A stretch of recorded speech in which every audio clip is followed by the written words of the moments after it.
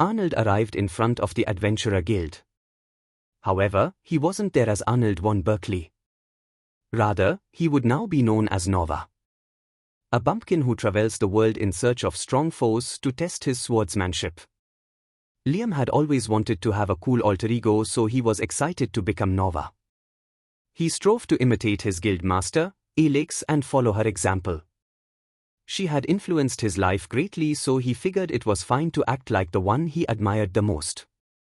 He had used the magic item earring in his right ear to change his dark blue hair to a whitish silver. His eyes were also a light silver. He wore Wyvern scale armor which could repel most attacks from D-class monsters. The armor was consisted of chainmail underneath which could stop a blade from going too deep. Since it would have been suspicious to have a full set, he only bought a chest piece which protected the right shoulder and his torso. He wore black pants and black boots. On both his arms, there were gauntlets which served as wrist guards. It wasn't fancy equipment by any means. It was equipment poor noble sons or village people would wear. Arnold cleared his throat and tried doing a deeper voice. After doing that for a while, he entered the guild. Bustling as usual, he thought to himself as he looked around. The guild was always filled with those seeking to put up a request, adventurers coming in and out of the building, and receptionists. There are more receptionists than usual. There were about 10 receptionists, each tending to their own respective queue. Many who made up those queues were the participants for the joint party. While it was called a joint quest, Arnold was certain that none of these guys would agree to work together. They were only a bunch of barbarians who moved for profit. The possibility that they would fight over the riches obtained from the quest was highly possible. Lots of blood would be shed as a result of that. Arnold, no, Nova looked around the guild before he headed towards the booths.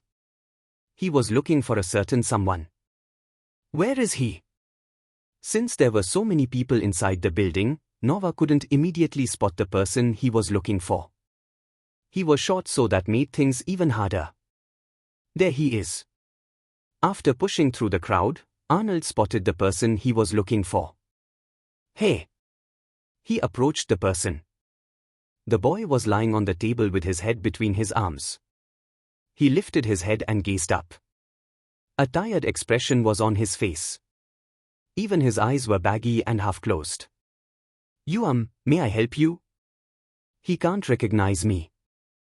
That's good. Magic casters could develop ways to see through appearance-altering artifacts once they reached a certain level of strength. This further proved that the boy's magical potential was average. However, Arnold didn't mind how strong or weak the boy was. What mattered was his teaching abilities. On another note, if there was someone much more powerful than him, then they'd also be able to see past his magic items altering.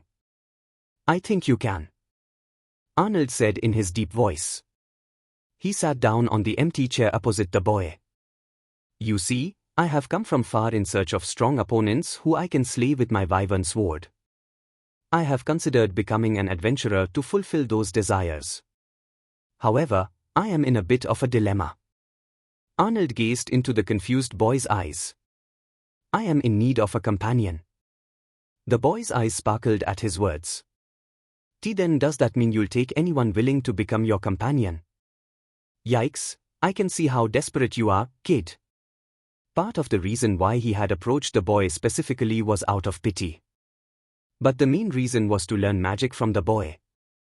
Although it was easy for him to request to attend a lecture at the magic tower in the Empire, he found that it was much more beneficial to learn under the boy. Most of the things they taught at the magic tower were useless anyway. As Liam only tapped buttons to activate spells during his time as Lufulur, he had no idea how the magic system actually worked. I memorized 900 spells for nothing. Arnold had considered approaching Lauran. She was literally going to become the one who transcends the peak of magic for this world. However, there was a bit of problem from asking her. Even the person in question has no idea why she can use magic. It just happened one day. No training. No formal education. It just came naturally. He had also considered asking his mother, however, she was way too busy. Being a 7-star mage was taxing enough as she had many responsibilities to uphold. She would always be requested to attend lectures to great teachers at the academy. They pay her, of course. As a person who values the growth of children, she never says no. The teachers who disappoint her with their lectures are immediately fired. That was the kind of power one held as a 7-star magic caster. It's better to learn from someone who actually studied and has enough time. Arnold thought as he answered the boy. No. Not just anybody. I want someone who values comradeship and teamwork. Think about it, if I actually disregarded those two things, wouldn't I have approached any barbarian I see? That makes sense, the boy nodded as an expression of understanding appeared on his face. It has come to my attention that you are alone. Where are your comrades? Arnold asked as if he didn't already know the boy's situation. I don't have any. His small shoulders sunk back. Really now, wearing an expression of thinking about something, Arnold tilted his head. How about the two of us team up? What say you? Arnold extended a hand. Team up. That is, the boy's eyes swam around the room. It was adorable how he tried his best to not show how desperate her actually was. His entire face heated up. He twirled his hair with his finger before saying, "Okay," the boy grasped Arnold's hand. His hand is so small and soft. I guess it's as expected of a magic user. But still, as a boy he needs to have some natural muscle, no? Arnold didn't mind it and introduced himself. By the way, I'm Nova. I come from a swordsmith village deep in the Kalb Mountains. That's really far from here. My name is Lucri. The boy lowered his head as he introduced himself. What a strange name for a boy. Why yeah, my mum gave it to me. Anyway. May I ask something? Sure. Since we are teammates anyway, may I hear what you think about joining the Dragon Raid party? They say that just participating can earn you 10 silvers. Well, I came prepared for anything, so why not? Arnold smiled as he showed his magic storage bag which was almost overloaded with supplies. Plus, fighting a dragon as my first subjugation quest would surely spread my name. A confident smirk emerged on his face. Excellent. The boy lifted his arms and hurrahed. After noticing his embarrassing behavior, he lowered his arms with a red face. I mean, that's a relief. I've been looking for a teammate for a week by now. Well, I'm sure the two of us can work great together. Arnold gave a thumbs up. By the way, it seems like something is happening at the reception. What's going on? He asked as he gazed at the adventurers who signed their names on contracts. It was a kind of pledge that would avoid the guild getting into trouble if one of them dies along the way. They'd cover funeral fees, but that was basically it. It's because we are departing in half an hour. I have already given my name, so I was only waiting for the others to finish. Lucri took something out of his bag. A cookie. He presented a lunchbox filled with cookies. There were about a dozen. Why yeah. Please take some. I made this for when I managed to recruit comrades. But since it's just us two. Oh, thanks. Arnold took two. He bit down and chewed the piece in his mouth. It's a little chewy. Well, it's been a few days since I made them. Can you cook, too? Arnold asked since he was really bad at cooking himself. He couldn't boil an egg to save his life. Yup.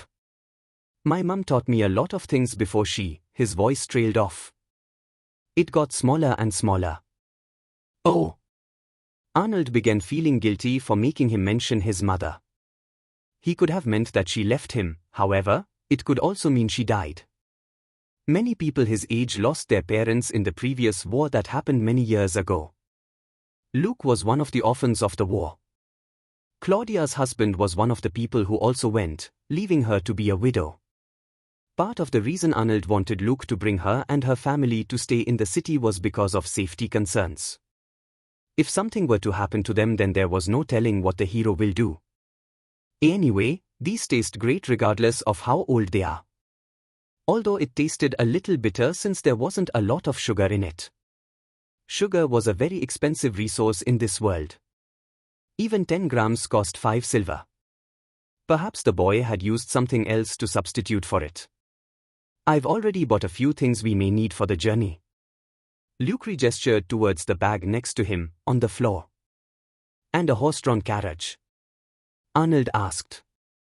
Unfortunately, I didn't have enough money. Luke lowered his head apologetically. No need to feel down. I'm fine with walking. Arnold said that, but he also had no money. He had decided to leave all his things at the castle so he could earn money on his own. He was basically a level 1 newbie like all the newbies he had sniped out of pettiness in the game. There was no reason for him to do all these things, however, he had a special reason why he did. He wanted to experience the life of this world's NPCs. He wanted to see everything in their perspective. How was life for the normal folk in comparison to the major characters? It seems the leader is here. Leader? At Luke's words, Arnold looked towards the adventurers who were making more noise than they did earlier. A single individual climbed on top of a chair to get everyone's attention. Attention, everyone! He was a man who sported full plate armor and carried a long sword behind his back. His armor and weapons seemed to be of high quality. A rank. Arnold saw the badge hanging on the man's chest plate. I am the one who was chosen to be the leader of this quest. The guild master has made our party the main offense in the battle against the dragon. Oh, by the way, my name is Clint. I am the leader of the highest-ranking adventuring party in this city, Dead Hollows. Clint had short brown hair and a friendly atmosphere around him. One could feel his charisma from his tone of voice. Let me introduce my teammates. 3 people approached him. This is Krull. He is my lifelong friend who had been together with me ever since I was a greenhorn. The one who he pointed towards was a male martial artist with a tan and muscular upper body. His hair and his beard were red. He looked like he was in his late 20s. By the way, he was only wearing pants. This is Lucia. She is the mage of my team. The other one was a black-haired woman who was wearing a magician's robe and hat. It was those cliché pointy hats that most wizards wore. She looked to be in her early 20s, and seemed to be the youngest of the group. And this is our ranger and archer, Sylphiela. The last one was an elf who had long droopy ears and a face which seemed to look at everyone coldly. She had a bow behind her back and wore light clothes which were shorts and a shirt which had thin material. Arnold had no idea how old she was since an elf's age couldn't be determined from their physical appearance after they reached adulthood. We will surely slay this dragon and make a name for ourselves. Clint shouted and thumped his chest. Who's with me? Will you follow my leadership and devote yourselves to aiding me in this raid? If so, raise your hands. Ooh! The adventurers shouted as they stomped the floor and raised their hands. The entire guild rumbled with the cheers of the adventurers. Even the receptionists were applauding. This guy isn't bad, I guess. I thought this raid party would be comprised of greedy bastards, but that's not the case at all. He kind of resembles my father in a way. Arnold's opinion of the man changed after he heard his speech. The man hopped off the chair. As he approached the adventurers, they crowded around him and asked questions one after another. The man smiled wryly as he tried to calm them down. Please gather outside once you have finished giving your names. We don't want to waste any more time. The elf, Sylphiela, shouted to everyone who was crowding around Clint. The group of adventurers abided and headed out of the guild. Luke pulled Arnold's sleeve, who was dazed. We have to give your name quickly. Luke stood up from the chair and pulled Arnold by his sleeve. Okay. The two headed towards one of the receptionists. The woman put away whatever she was busy with and greeted the pair. "Hello. Would you like to register for the guild?" "Yes, miss." Can I ask something before that?" "Of course." "Can I measure my level at this guild or do I have to go to another branch?" Arnold didn't know whether they actually had a measuring runestone since he arrived on this world just 3 days ago. He had never had the time to find out, after all. At the moment, we only have a miniature version of the runestone. The one we had broke down a few months ago.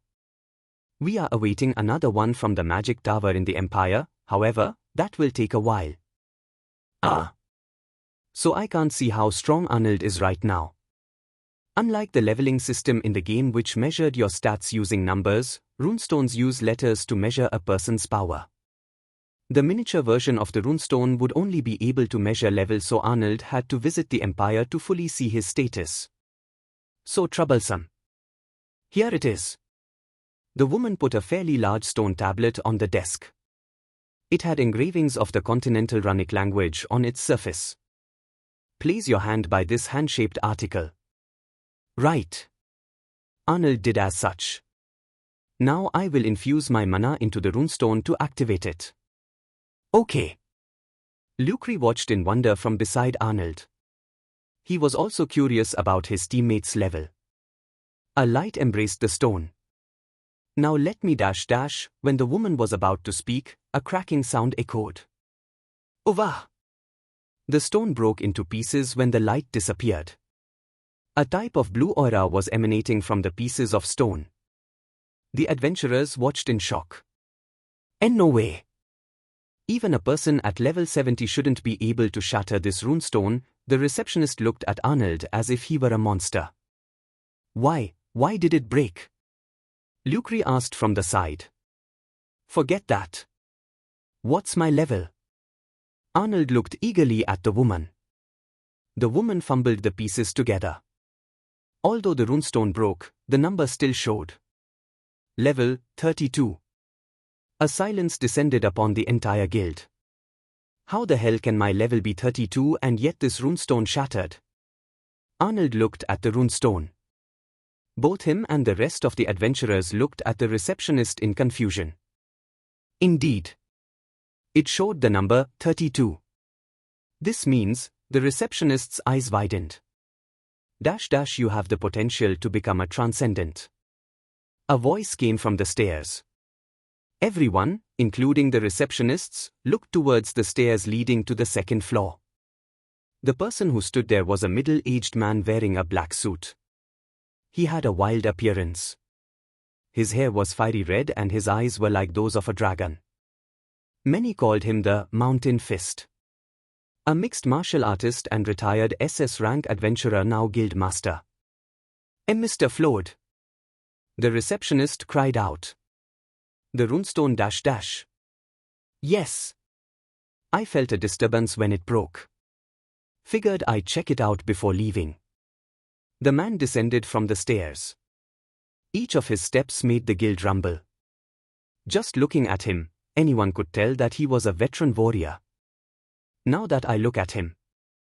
Arnold looked up at the man's face. He had a wild beard that looked like flames were growing out of his face. His hair was also twirling in all sorts of directions. He's huge. He was 2 times taller than Arnold was. His muscles were as thick as logs and his hands looked big enough to cover a person's entire face. Well, I never expected that a transcendent would be born in this city. The man called Flood smiled widely. Transcendent? Can you explain what that is, sir? The receptionist asked the man as he examined Arnold's body. You do seem to have trained a lot during your childhood. Although, you still have a long way to go. Sorry, what was the question? The man was so focused on examining and analyzing Arnold as an opponent that he didn't hear what his employee said. Transcendent, she urged him on. Right. The man stood upright again and looked at all the adventurers who were crowding around the reception desk. He pointed at Arnold with his thick index finger and said nonchalantly, "This guy will surpass all the 9-star powerhouses, the strongest people of humanity at the moment, in the future. Huh? Lucre looked blankly after what the guild master said. The same could be said for Arnold. What?